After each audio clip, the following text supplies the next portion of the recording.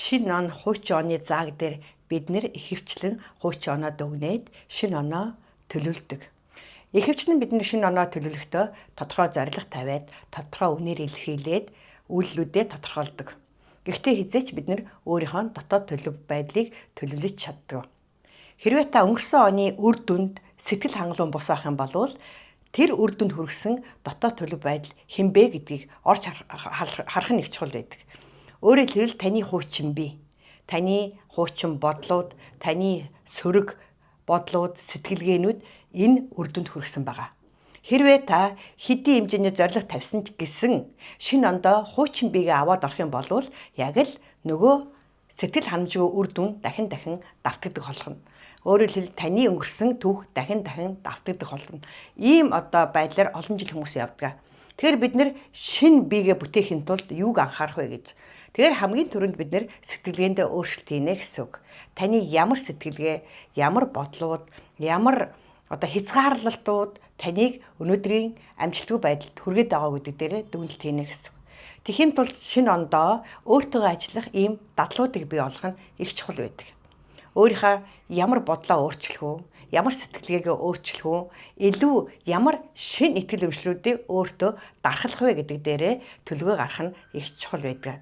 Тийм учраас бид нэр хоёр ажил хийх нэ. Мэдээж бид нэр бодит зорилгоо тавина, бодит төлөвлөгөөгөө гаргана.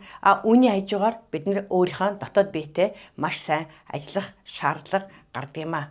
За тэгэхээр та бол дотоод төлөвтэй ажиллахад хэдэн зүйлүүдийг анхаараа. Нэгдүгээрт бол таны энергийн түвшин. Хэрвээ та хуучин энергитайгаа шинэ онд орох юм бол яг л түүх давтагдана. Тэгэхээр таны энергийн түвшин нэг түвшин ахих ёстой. Дахин түвшин ахих ёстой. Тэгэхээр таны энергийг алдагдуулдаг зүйлээсээ татгалзах нэг чухал.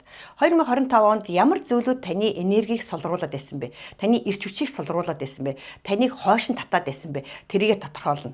Магадгүй маш муу олон дадлууд байж болно. Муу хүрээлэл байж болно. Таныг ерөөсө хөгжил дэвшилт хүргэдэггүй. Харин таныг шүүмжилдэг, танд атаархдаг ийм хүрээлэлд байгаад байгаа юм бол та шинэ ондоо бас л тэрэн давтагддаг.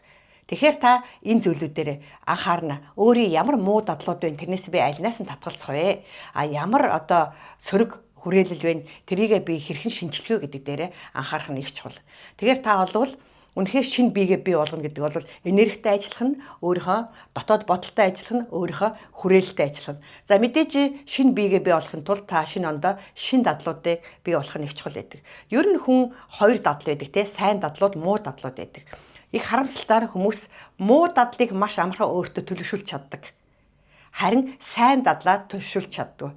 Тийм учраас та муу дадлаа хаяхын тулд шинэ ондоо та шинэ дадлуудыг бий олгож алхамаар өдөр тутам баг багаар түүнийгээ хэрэгжүүлж сураарай.